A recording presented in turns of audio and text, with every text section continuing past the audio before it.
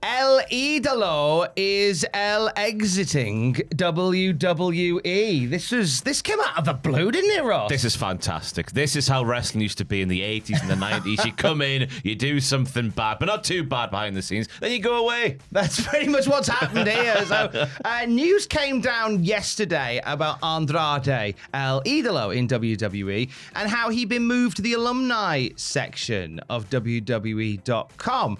Oh, that's strange because he's on the roster. Why would he be an alumni? And in the middle of a generational run, as we all know. Obviously making his big comeback in the Rumble. Then it went to new heights, obviously, with the stuff with Carmelo Hayes. And then things got even bigger after that with the much celebrated tag team with Rey Fenix that we will all miss dearly from our television screens every single week. So he ticked all the boxes, Tom, on his bucket list of wrestling stuff to do. And now he's gone on for pastures new. I was going to say, so when you know this generational run is happening, why would he be in the alumni section? That's strange. Fightful Select did some digging and went, yeah, he's gone. Andrade indeed released by WWE quietly very recently. And as Ross said there, recently returned after an uninspiring run in AEW. A lot of promise when he entered the Rumble to the sound of that's the one. That's how his music starts. And then a brief dalliance with Rey and Dom and Santos Escobar, and then obviously the best of 7 with Carmelo Hayes. Numerous matches in and around the US title scene, and a team with Rey Fenix, and that was. And that was all she wrote. News broke, he's done. Fightful Select report a number of talent they spoke to had no idea what was going on or that Andrade was even done. I hope Phoenix knew. Yeah, surely Phoenix knew. Yeah, because as somebody who, in recent years has also had a tag team partner that got completely disenfranchised with the company and then quietly left. That's a little bit of PTSD for Rey Fenix. We go through this all over again.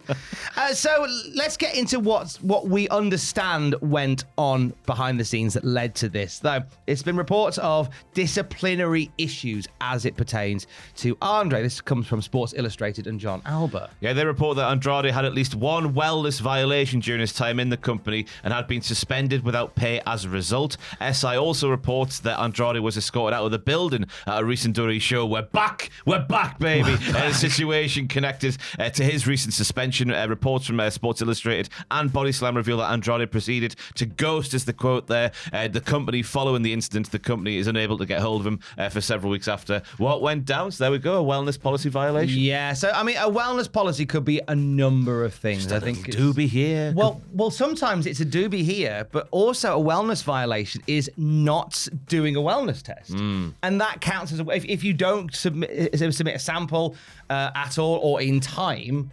That can also count as a wellness violation. I find these things so interesting to me because you look at, I'm not going to name any names, obviously, but you look at certain physiques on the roster and the mind wanders, doesn't it, as to how much stuff is in their system. Then you hear about Andrade getting a wellness violation, and it might just be, as you say, it might just be missing one, but it makes you wonder if there's like a standard for some and a standard for others, Tom. You know what I'm saying? I don't know what you're suggesting. There's Andrade's pinned tweets of that fantastic I don't know what that physique. pinned tweet said. What does it say? It's a lovely physique of Andrade. Oh, right. Is that what you're suggesting? No, I'm not saying it. Wow. Digging a hole. Digging a hole. Look at a hole. So we don't know the nature of the wellness violation at this time. As you say, it could be anything from a doobie, from substances, to not even submitting a sample or not taking one at all. We've heard also in the past of wellness violations being some sort of weird like administrative error that come up with certain wrestlers where like they don't submit the sample in time, so therefore it's 90 days, off you go. So at this point in time, as we record this, we don't know what the crack is. Sports Illustrated report that Andrade's situation caused a change in creative. It looked as if this generational tag team of he and Rey Fenix was set for rather big things. Yeah, win the bloody titles, goodness me. Which would have been, to be fair, then when they were in the ring together, which was fleeting, I guess is the right word, they were fantastic. Yeah, really strong team. And you wonder where that would have gone down. Obviously, we've just had SummerSlam and they were part of that incredible TLC match at SummerSlam. Maybe that could have been the night they did it there. Consequently, it was the Wyatt Six that retained the titles, and the Wyatt Six that then popped up at Worlds Collide to beat up Pagano and Psycho Clown. Maybe this is what could have come of Andrade and Rey Fenix as WWE Tag Team Champions, that trip there. And the AAA situation's come up in a little bit of this as well, because there was some rumor and innuendo going around that Andrade was going to be part of the AAA expansion with WWE. It was reported that Andrade didn't want to do it, and he previously, despite previously competing in AAA in 2021 and 2022, there was speculation that it wasn't something that he was up for doing. There was a rumor making the rounds that this part of the issue is that Andrade turned down that request to go and work for AAA, but PW Insider has killed that rumor, saying we are told by 3 different sources that at no point was that request ever made, as Andrade was never included in any pitches for AAA creative ideas. So worth putting that out there, because I have seen a few people saying, oh, this is probably Andrade not wanting to do some business with AAA. And according to PW Insider, that's not the case at all. Rumour and innuendo running rife in the wrestling world? Who would have thought it? Surely not. It also answers a question for some people that were confused on the European tour, because we saw a tag team formed on that tour as a result of Andrade disappearing. Well, it's obviously everyone's favourite tag team, Phoenix and LA Knight. They've got so much in common. Fantastic stuff. Penta's just spinning his wheels on Raw. Why the hell not? But yeah, it was just on the European tour. LA Knight and Phoenix were teaming up against the Wyatt Six for the tag team titles. Andrade, conspicuous by his absence, I guess, but now we know why. Yeah, and now we can see exactly what led to him disappearing from that European tour, and now he has gone from the company. What a weird old journey for Andrade. Left WWE after Triple H's power dissipated somewhat, and Vince took a little bit more of a stronghold. We saw Andrade just disappear.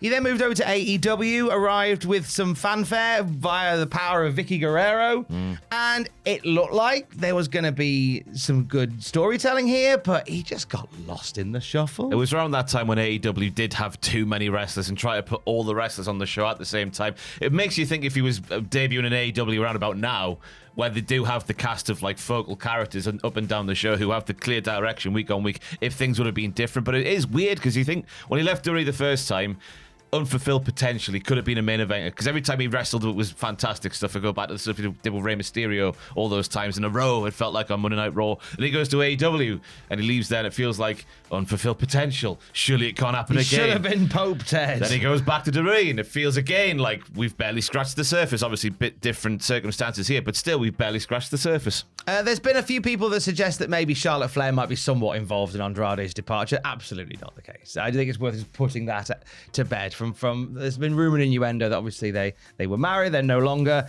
That bears no hold on the reason he's gone away, from what we understand. Not at all. But we talked about the AEW run there. Once the news came out that Andrade had gone, MJF, the cheeky little boy, popped onto Twitter with a little call out. Yeah, he said, "Hey, yo, Andrade, I'm a B in Mexico." I'm reading this out verbatim.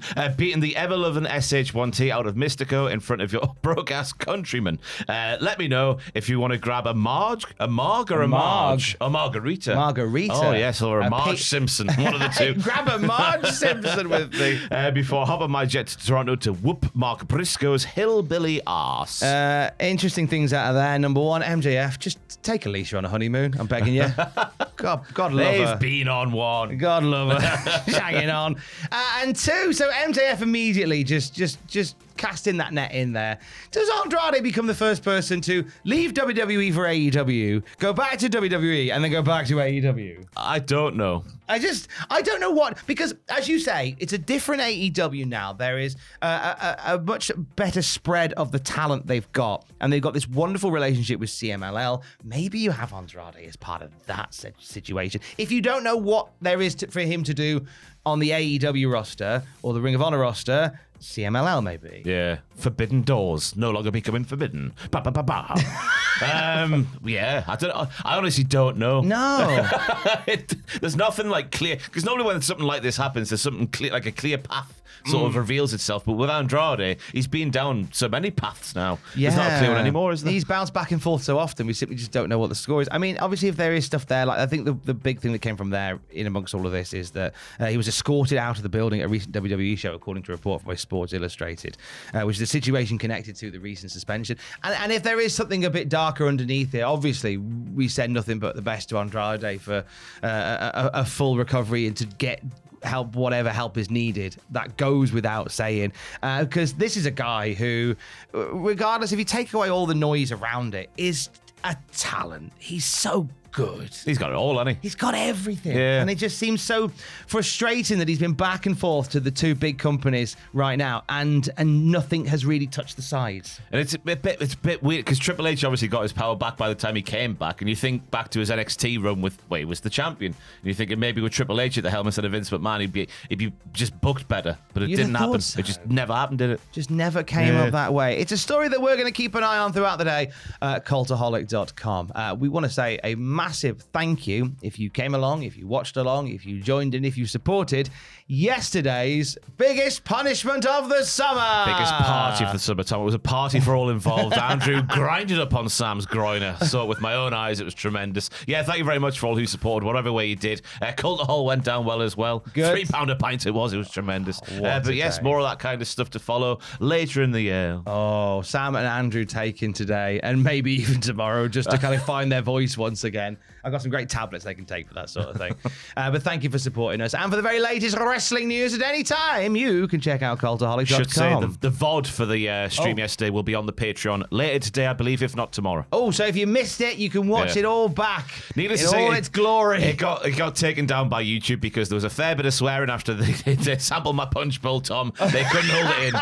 I'm glad it was the swearing and not the music that got taken down. Oh, I had to be very careful with the music choices. But yeah, it got taken down, obviously. But that's YouTube in 2025. But it'll be on the Patreon soon. Patreon.com/Cultaholic. Stay safe. Bye.